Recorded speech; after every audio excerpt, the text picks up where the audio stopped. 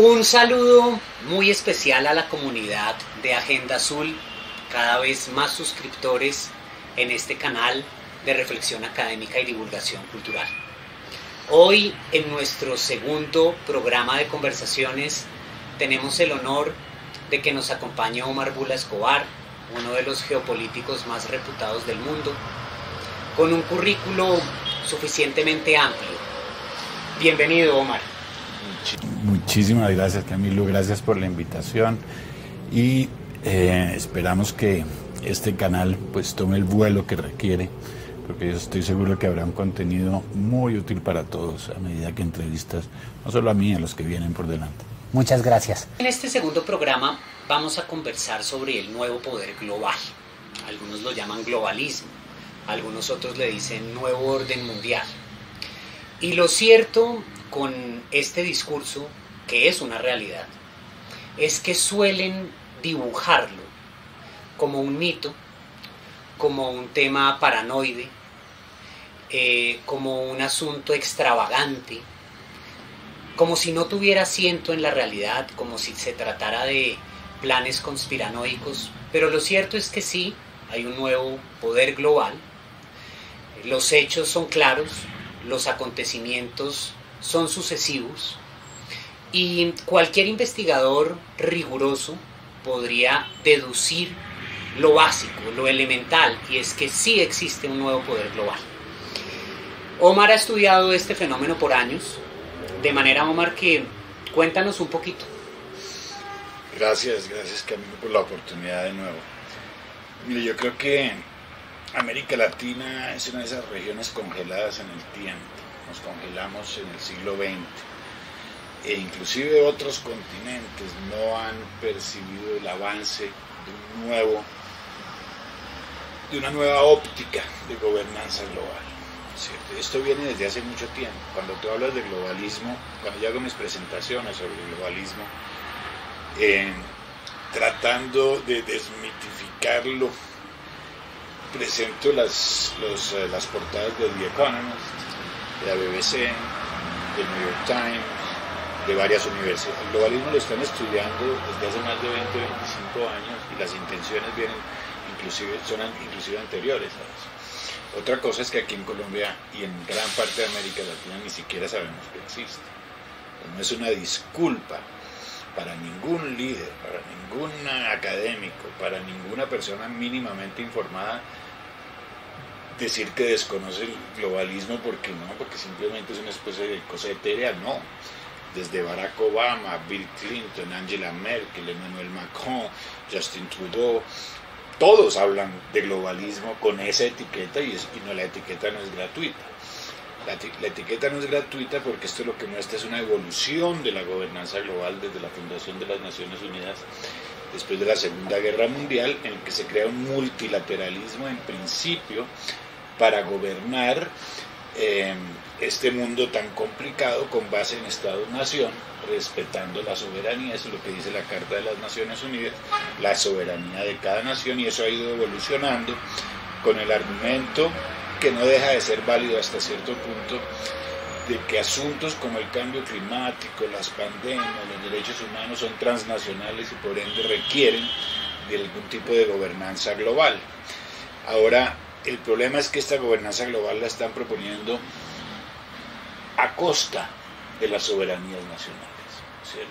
Y básicamente ya estamos viendo hoy en día, para los que siguen siendo incrédulos, de manera muy concreta. La semana pasada, del 22 al 26 de mayo, se reúne el World Economic Forum en Davos, y se reúne la Organización Mundial de la Salud en Ginebra, prácticamente simultáneamente, y se discute un borrador en el cual básicamente se le entrega a la Organización Mundial de la Salud la gobernanza global de la salud por encima de las soberanías nacionales. Esto es lo más grave que puede pasar, porque la salud es la vida, ¿no es cierto? Por la salud pasa todo, ¿no es cierto? La salud es todo lo humano. Mañana un organismo supranacional puede decidir básicamente que nos volvemos a encerrar, que si usamos o no usamos máscaras, además con un componente de supuestamente evitar la desinformación alrededor de todo lo que es pandémico. Lo que trataron de evitar fue a través de la censura. Como tú sabes, hubo muchísimos científicos que no estaban de acuerdo con la metodología, pero hubo un fenómeno informativo muy incómodo de por medio. El hecho es que esto lo estamos viendo, esta supranacionalidad y esta pérdida de soberanía. Lo vemos con la propuesta del proyecto Escazú, ¿no es cierto? El proyecto Escazú es un proyecto también transnacional de los países amazónicos, donde básicamente se enajena la soberanía nacional, se entregan inclusive poderes ejecutivos, ¿sí?, a organismos supranacionales, y esa es la tendencia en la cual vamos. De eso no hay duda, eso es totalmente, es simplemente estar un poco alerta de lo que está pasando. Es un hecho verificado y verificable. Pero ampliamente verificable. Ahora, esto también incluye las fronteras abiertas, ¿no es cierto?, que también es un factor de soberanía nacional. La decisión de quién entra y quién no entra en un país, ahora las toman otros, ¿no es cierto? Abrimos nuestras fronteras, la migración se vuelve un problema. Colombia ha sido uno de los escenarios recientes de estos flujos migratorios que no han ayudado ni al migrante ni al país que los acoge realmente. Pero hay toda una serie de ideas que vienen, y ahí pasamos a otro punto muy importante. Es de ese plano del globalismo que prima sobre el Estado-Nación, ¿no es cierto? Hay un proyecto concreto, ¿sí? La sustancia de esa nueva agenda implica, por un lado, destruir lo construido. Claro.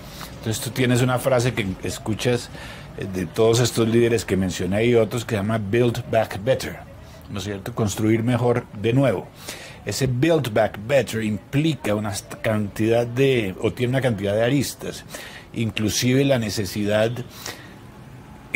expresa en el foro de Davos de que los Estados Unidos deje de ser una potencia unipolar, ¿no es cierto? Y estamos viendo como se está básicamente, ¿no?, como dicen por ahí, el imperio está cayendo. Estados Unidos está en una situación muy crítica como nunca antes en su historia, desde el principio del gobierno Biden. Y dirán, es que es trumpista. No, es que cuando Trump estuvo ahí tenían la mejor economía de la historia. Yo les muestro cifras, yo no estoy dando opiniones aquí, podría ser Juan Valdés, como digo yo en algunos casos. El hecho es que también implica una destrucción del andamiaje de los valores judeocristianos, porque los valores judeocristianos son los que han mantenido a Occidente. Que uno sea creyente o no, puede creer en Dios o no, eso no es, pero son la plataforma de lo que hemos vivido en la sociedad más avanzada de la historia. Eso es muy cierto. Justamente, bueno, el temperamento de este canal es conservador, y los conservadores reconocemos que hay patrimonios y herencias que son dignas de conservarse. Una de esas es la cristiandad. Como bien lo decías, básicamente sobre la cristiandad y sus legados en lo estético, en lo ético, en lo político, en lo jurídico, pues se ha cifrado Occidente. Cuando uno examina esta cantidad de agendas multilaterales, en lo moral, en lo jurídico, en lo político y en lo económico, en alguna medida, uno encuentra que se asaltan los valores judeocristianos. Y uno se preguntaría, ¿por qué? Es una suerte de necesidad de refundación del Estado. Pero esto me lleva a una pregunta muy concreta en este nuevo poder global que, entre su agenda de refundación estatal, ataca la cristiandad, y es los organismos multilaterales, Omar. ¿Cuál es el rol? ¿Cuál es el rol de los organismos y por qué el ataque a lo cristiano? Hay que entender el multilateralismo primero. multilateralismo no es exento de influencias políticas, ¿cierto? Son organismos políticos.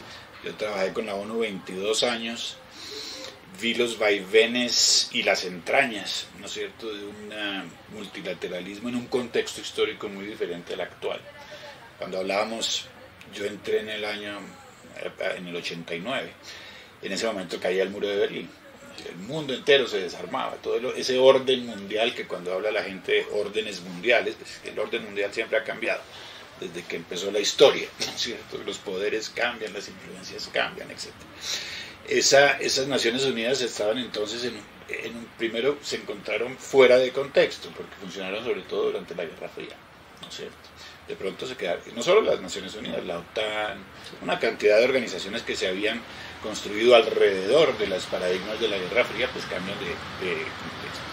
Esa ONU empieza a evolucionar, pero con ciertas fallas intrínsecas. Primero que todo, una falta de representatividad en el nuevo contexto, donde ya en el Consejo de Seguridad, por ejemplo, en el 45, ¿quiénes son los que están en el Consejo de Seguridad?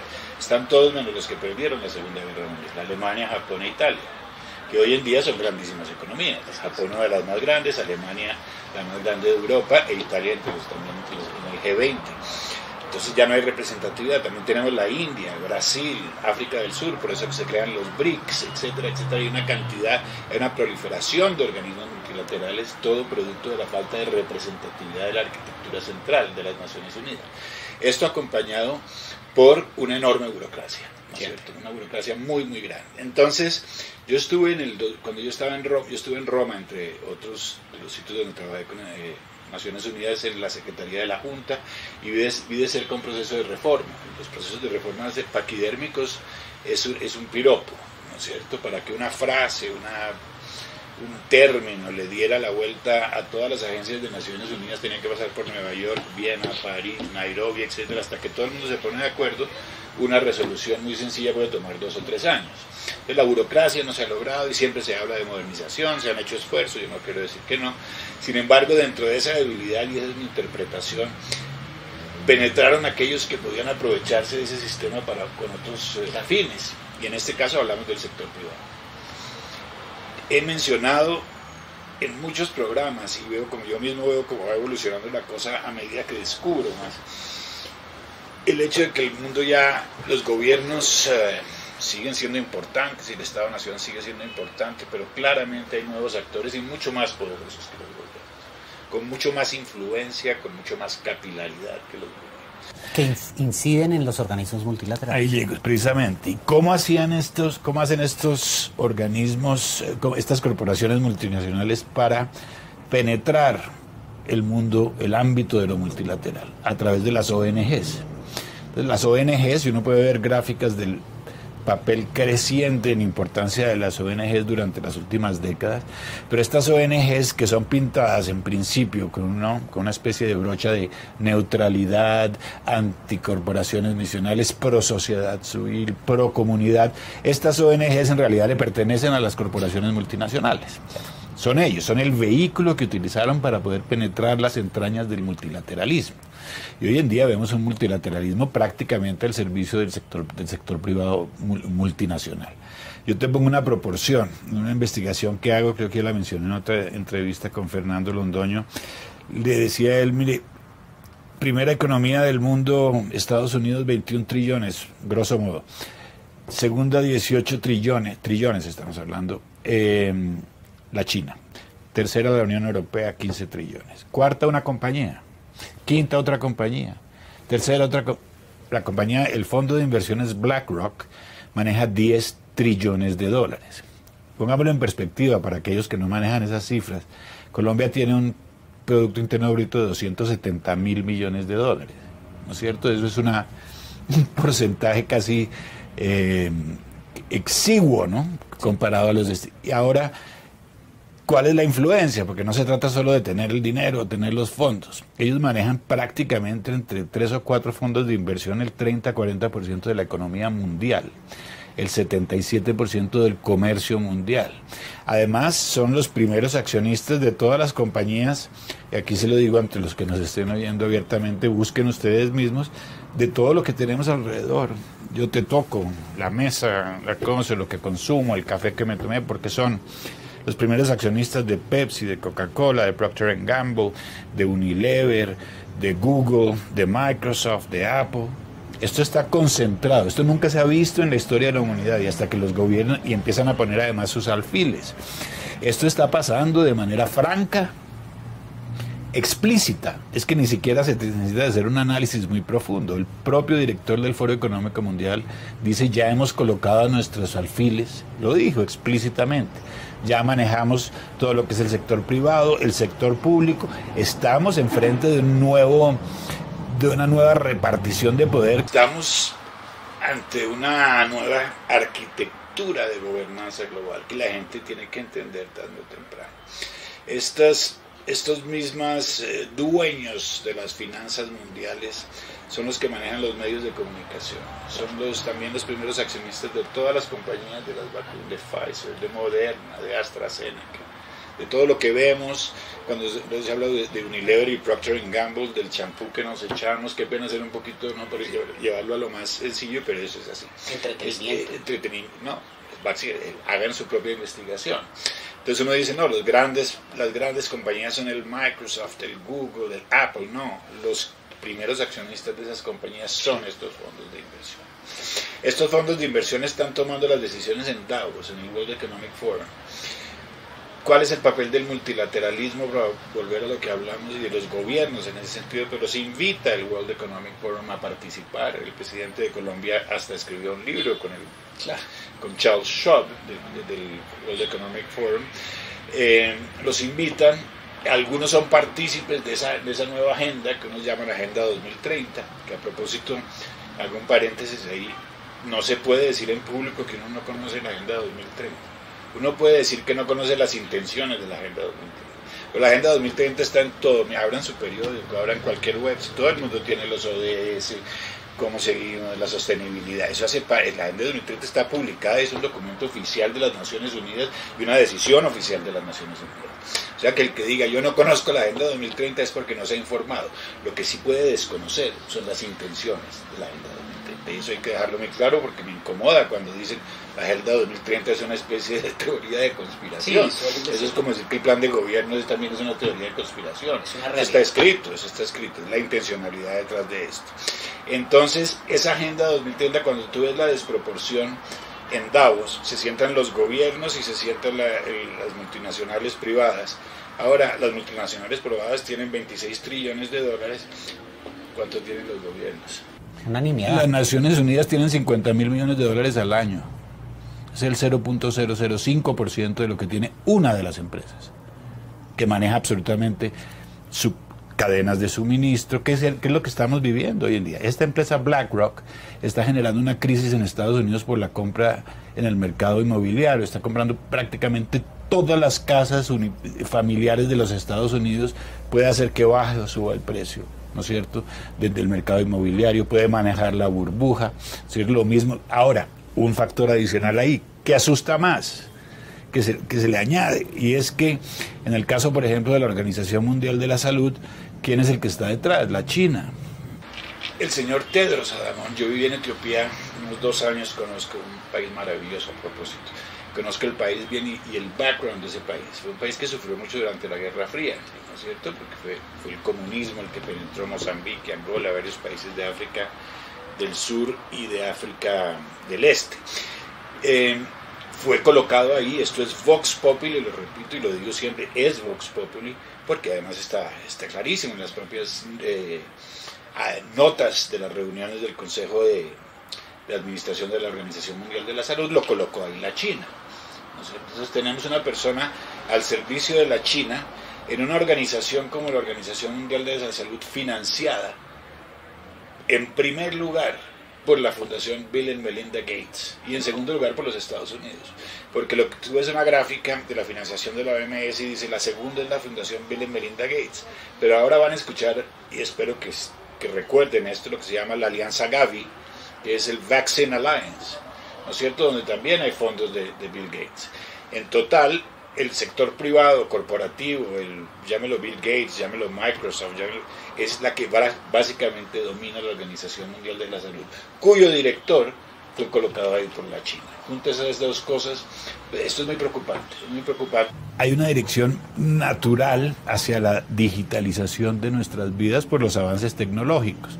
Con un hijo me decía, bueno, pero es que la identidad digital, el dinero digital, eso iba a pasar tarde o temprano. Y yo creo que sí, va a pasar, esa es la evolución propia de la...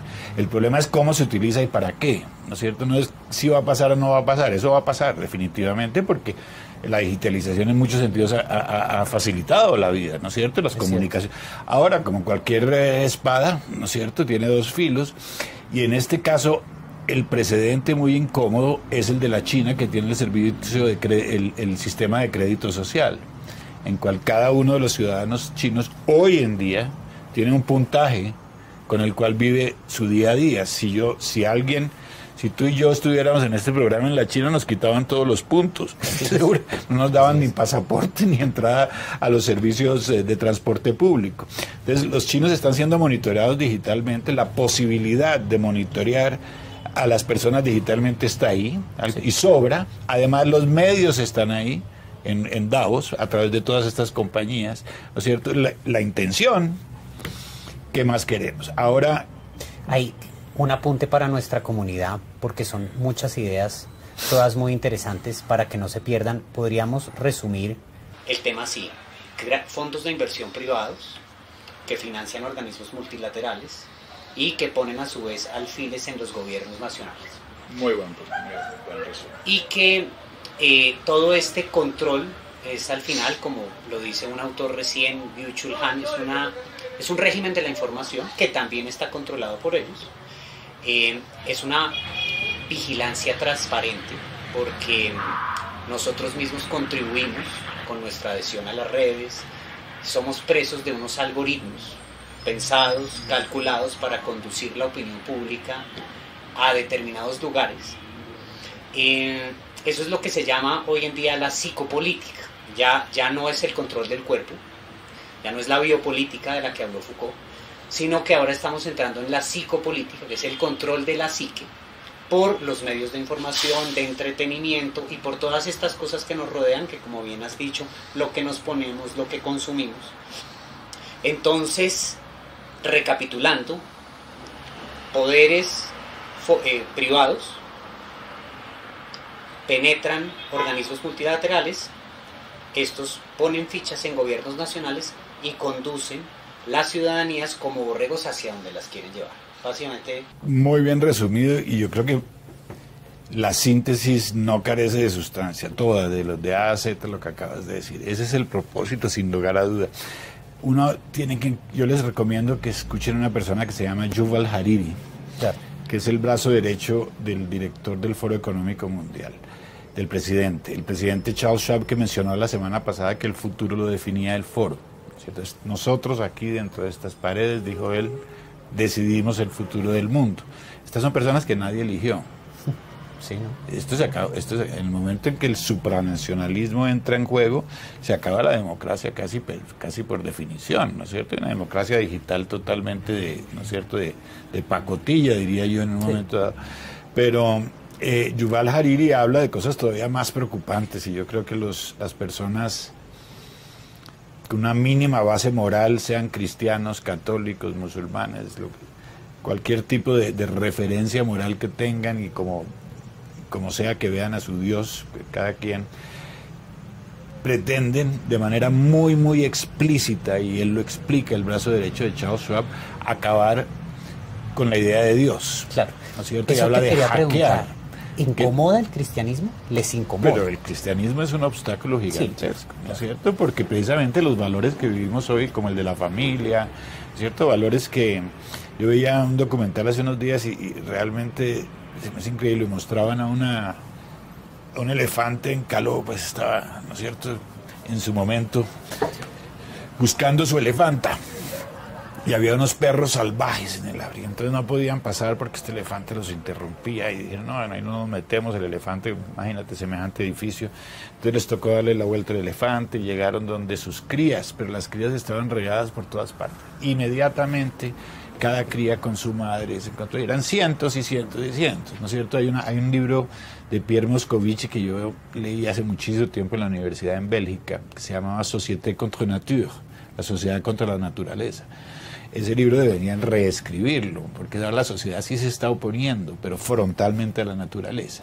Y llega la hipocresía de aquellos que defienden la naturaleza, el medio ambiente, etcétera, pero defienden el aborto al mismo tiempo, ¿no es cierto? Defienden toda una serie de contradicciones básicas, ¿no es cierto?, de lo que es lo natural, ¿no es cierto?, que básicamente acomodan el discurso. Y esta gente es muy hábil para acomodar. Grandes retóricas. Hay una persona que me gustaría que vieras que se llama Zeynep Tufekci, ella es turca. Zeynep Tufekci hace unos estudios de la incidencia de la inteligencia artificial, el internet y todo sobre la sociedad. Y habla de los algoritmos, y estoy hablando de hace 4 o 5 años. La penetración que tienen los algoritmos evidentemente y además subconscientemente, ¿no?, explícitamente y subconscientemente sobre nuestro demeanor, sobre la manera como nos comportamos el día a día, es una cosa impresionante. Sí. Si tú escribes en Facebook, por ejemplo, yo digo, Camilo no me cae así muy bien, pero digo, no, esto voy a quedar mal con Camilo, entonces lo borro. Eso también lo grabé el algoritmo, lo que borré. Todo queda en el Big Data. A través de esos hacen estudios comportamentales impresionantes. Pone el ejemplo de la necesidad de vender billetes para Las Vegas.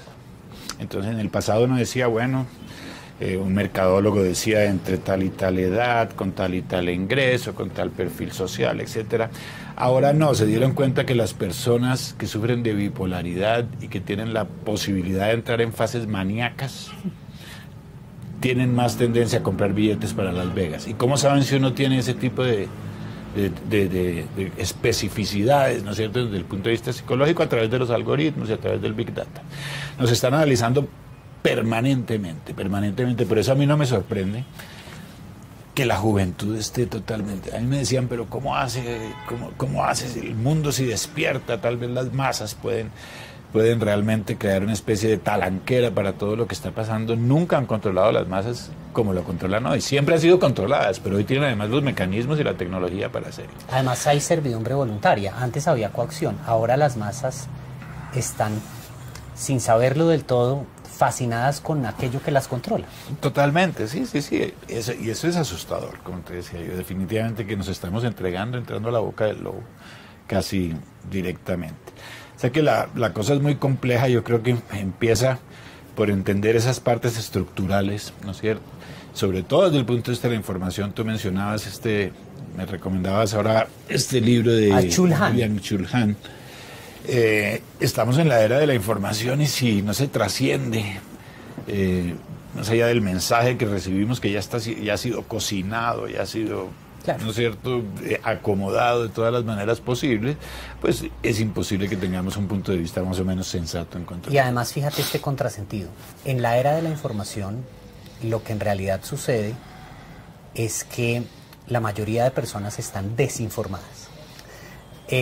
Estamos en una sociedad de la información, que no en una sociedad del conocimiento. La gente no va a las fuentes, no profundiza, no se entera de los conceptos que vertebran la información, sino que reciben lo inmediato, lo ligero, lo fácil, lo digerible, y en realidad basan su vida, sus opiniones, su voto democrático, sus preferencias en las informaciones que les llegan, que, como bien lo has expuesto, son informaciones pensadas para ciertos propósitos. Claro que sí. Mira, la manipulación de la información es tan vieja como la humanidad, ¿no es cierto? El mensajero que le llevaba a caballo a Enrique VIII, sí, lo que estaba pasando en la época del en que se crea la escisión con la iglesia y que se separa ese mensaje. Había dos mensajeros, estaba viendo el otro. Uno le mandaba un mensaje, otro le mandaba otro mensaje y él tenía que descifrar cuál era el verdadero. Que los fake news no son cuestión de nuestro tiempo. Claro. Ahora el problema ahora es la manera tan elaborada como pueden llegar con psicólogos sociales. Sí, claro. Es una cosa muy impresionante. Yo me acuerdo, para comentarte lo de Saddam Hussein que habíamos hablado en un momento. Por supuesto. Yo estuve en Irak y tuve ese retiro lo dicho, tuve la oportunidad de conocer a Saddam Hussein y me di cuenta también de un fenómeno informativo muy grande. La información que Saddam le pasaba a su gente era, y al mundo, estamos desnutridos a raíz de las sanciones, sí. ¿No es cierto? La información que el mundo manejaba, muy parecido a lo de Ucrania y Rusia hoy, ¿no es cierto? También una división de información total. La información que el mundo decía, Saddam está matando a su gente de hambre, no son las sanciones, ¿no es cierto? O sea que para la academia, por ejemplo, yo no me doy cuenta, sabiendo que muchos profesores muy destacados enseñan estos fenómenos y que saben que hay esa duplicidad informativa, hoy sin embargo caen y se van por ese agujero de worm, ¿no es cierto?, de gusanos, como se dice en inglés. Bueno, porque la academia también está tomada, y eso hablábamos esta mañana. Hay una invasión de la academia también muy gradual, pero muy bien pensada. Muy bien pensada. El progresismo ideológico ha colonizado, yo te diría que el 70% de universidades del mundo, y ahora ha penetrado mucho en la educación media en los colegios. Si uno se toma el trabajo como académico o como padre de familia de averiguar los planes de estudio, puedes encontrar claramente una agenda anticolonialista, indigenista, con enfoque de género, ideología de género, proabortista, entre otros muchos elementos de análogo tenor, que se corresponden con la progresía global. Total. Si un docente, esto lo conversaba en una entrevista anterior, aplaude, fomenta, desarrolla ideas progresistas, es consentido por el establecimiento universitario. Si un docente defiende ideas de la cristiandad, de la catolicidad, del conservadurismo, es caricaturizado, ridiculizado, mediatizado e incluso en algunos escenarios judicializado. El tema no es gratuito, es pensado, y eso pasa, y ahí es donde podemos entender también parte de la opinión de las juventudes. No es una gratuidad, ¿no? Es una cosa controlada por el establecimiento académico. Para nada, yo lo veo en los jóvenes que yo conozco muchos, porque tengo los amigos de mis hijos, ¿no es cierto? Claro. Y a través de ellos, y me siento mucho con ellos, me encanta hablar con ellos, porque en pocas palabras ilustran más o menos el marco dentro del cual piensan, ¿no es cierto? El marco de raciocinio.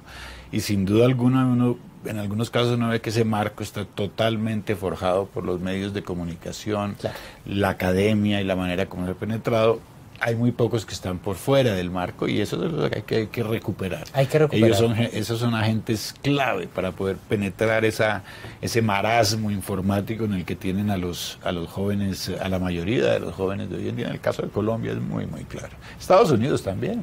Estados Unidos también. Europa también. Hay ciertos países que se están salvando de esto, gracias a Dios. No hablando ya tanto del público, de sus líderes, pero en Bolsonaro lo tenemos ahí, tenemos a un Bukele en El Salvador. Yo no estoy necesariamente, yo no tengo ídolos, ¿no es cierto? Pero están defendiendo unas agendas que están precisamente defendiendo, esos valores judeocristianos que son sobre lo cual yo le decía a mi madre ayer, mi madre tiene 90 años, y le digo, ¿usted sabe lo de buenas que hemos sido nosotros de vivir gracias a Dios, con ciertos medios en esta vida, claro, ¿no es cierto? Pero además de una época en que había libertades, había democracias incipientes, efectivamente, la corrupción siempre ha estado ahí, pero se nos está acabando un paréntesis de no más de 30 años, desde los años 70, 80, 30, 40 años, se nos está acabando ese paréntesis de manera, de hecho. Así es. Es de hecho que se está acabando. Lo vimos cuando censuran al presidente de los Estados Unidos, ¿no es cierto? Llámese Trump o llámese como se llame, censuraron una institución, no censuraron a un individuo, ¿no es cierto? Y la gente, como tú dices, la gente compró eso. Y dice, ¡ay, qué bueno! Censuraron al señor Trump. Censuraron fue al presidente de Estados Unidos, no al señor Trump, ¿no es cierto? Y vuelvo a entrar hasta la propia academia, clase política, muy bien, porque la prensa ya lo había puesto a tal nivel, ¿no es cierto?, que al caído caerle, como dicen los paisas en Colombia, ¿no es cierto? Entonces, es un tema muy, muy complejo. Estamos en medio de esto. Ahora vienen nuestras elecciones. Vamos a ver, creo que tendremos oportunidad de hablar en otro momento de América Latina y de Colombia de manera más específica. Por tiempo terminamos esta primera parte del programa del Nuevo Poder Global. Y en la segunda parte podremos conversar para informar a toda nuestra comunidad sobre cuáles son esos fondos privados con nombre propio que inciden, digamos, en el orden global, y qué intereses concretos se pueden identificar y hacer un seguimiento para que nuestra comunidad pueda investigarlo y profundizarlo, y finalmente poder mostrarles el rol de América Latina y de Occidente. Muchas gracias, querido Omar, en este primer programa. Qué buen tenerte aquí. Muchas gracias a ti otra vez, felicitaciones por tu programa. Espero que tenga el porvenir que se merece, y estaremos listos para la segunda. Claro que sí. Muchas gracias. Los pitos que ustedes escuchan es porque estamos en el centro de la metrópoli de Bogotá. Entonces, bueno, esto también da una vida y una realidad al programa. Muchas gracias.